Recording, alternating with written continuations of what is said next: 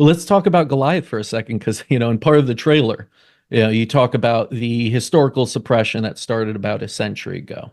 And it started with a figure that most of us know the name of Rockefeller. Can you go into that and kind of what you learned happened 100 years ago that changed the game and changed the industry of medicine? Definitely. That's such a huge point. I actually wanted to ask you what you know about it because Oh, I've done my this, research.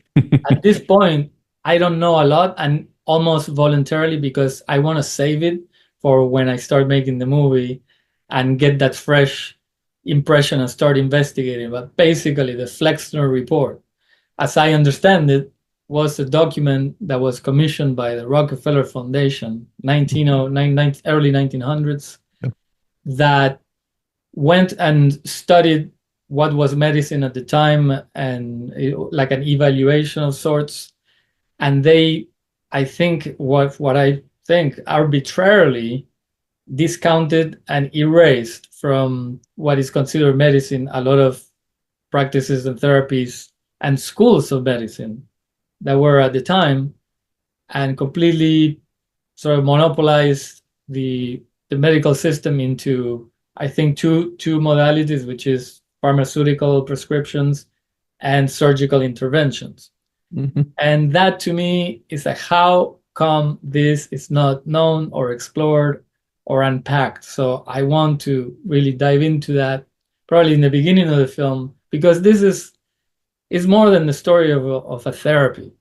Like, Right. this is the story of how we got to this point where we're living in now, where it's a crime to mention something. You do a video and you mention certain words and you're persecuted for it. I'm like, how is that normal?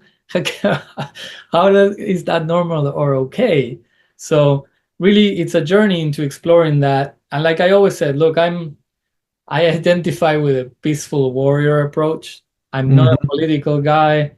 I don't know. I don't want to confront the Goliaths, the biggest Goliaths. It's not my interest. Like, I do it by inspiring. So I want to make this in a beautiful way where people get inspired by what they see, and it's not really pointing fingers. That's not the agenda. It will be a little inevitable, but that's not the agenda. The agenda is to show what's out there and you Yeah. draw your own conclusions. So the Flexner Report is something I want to explore, and I don't know much about at this point, but I will at the end. And I think there's a lovely surprise waiting for me there as far as dramaturgy goes. Oh, yeah. Once you jump into that rabbit hole, it really opens your eyes as to why we are where we are in medicine. And I remember reading a book, and I tell people to read this. It's not the easiest book to read, but it's Rockefeller Medicine Men. And it talks all about what happened at that time.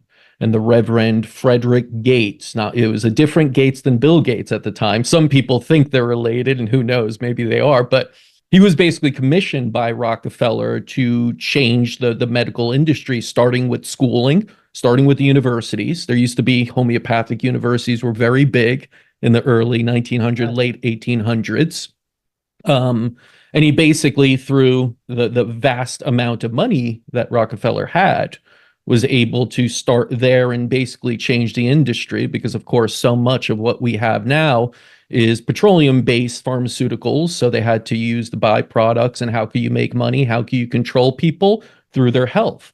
And it really was just this systematic, in some ways, brilliant, you could say, very, very dark in other ways looking at it. But you look at that and you look at everything that changed, then you start to see we became a sicker and sicker society, but those types of companies became the Goliaths. They were nowhere. They weren't anything, at the beginning of the century. Now they are the controlling factor, right, of everything. So, it's one of those conspiracy theories, you could say, in air quotes, that once you look into, starts to really shape why we are where we are in healthcare and why so many are suffering, and why a lot of these natural therapies, such as ozone, are no longer talked about and basically, only whispered because the Goliath will come after you.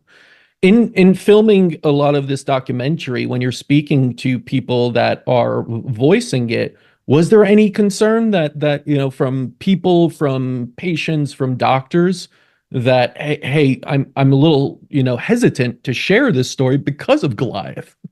Yeah. Look, not as much as I would have expected.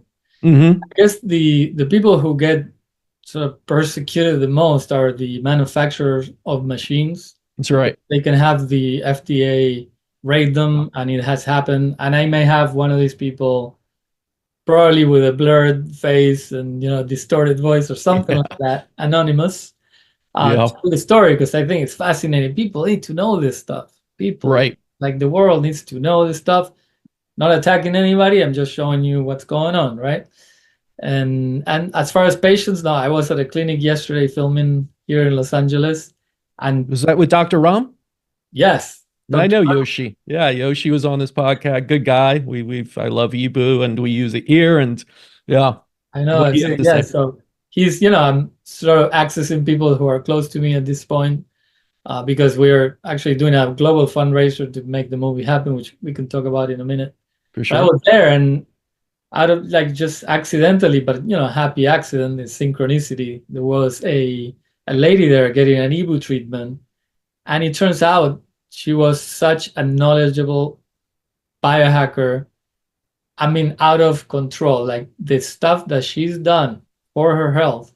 And I sort of, we exchanged contacts, and I might have her in the movie because what I was hearing, it blew my mind that she's doing every therapy to herself. She took lessons and how to do things, and it blew my mind. So not as much, people are not as afraid as I would have expected, except the manufacturers. And doctors sometimes they don't want to, again, attack a lot, but rather Yeah. show.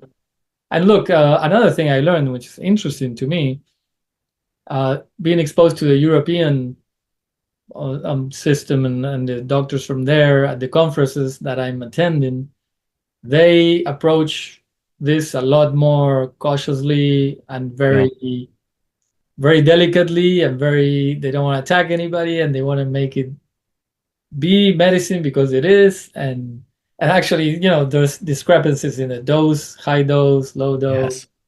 They're more cautious, and the Americans are a little more Wild West. But we're going to That's what show we do. the whole spectrum, Right, right.